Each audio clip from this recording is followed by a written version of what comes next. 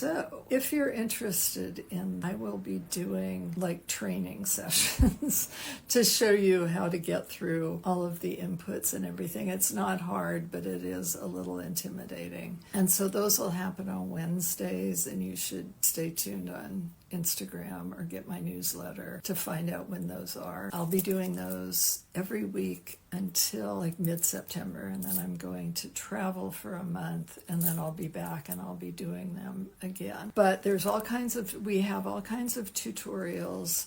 We have user guides that take you through each step of the process. Those exist the user guides exist both online and as downloadable PDFs.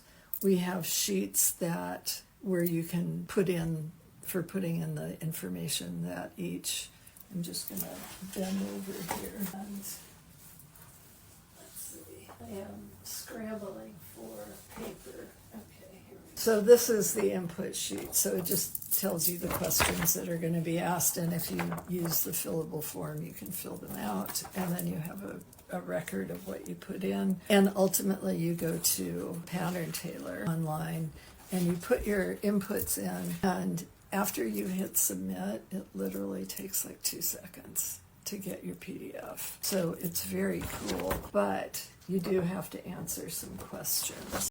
That's the kind of planning I tend to do. Tonight, it'll be like, I'm going to finish knitting a shawl so that I can block it and put it together. It requires some joining. And I'm going to take the other half of this shawl it's a whole nother story, and I'm going to start ripping it back, and it's multiple colors, and not only multiple colors, but we had 2 dye lots, so we were switching.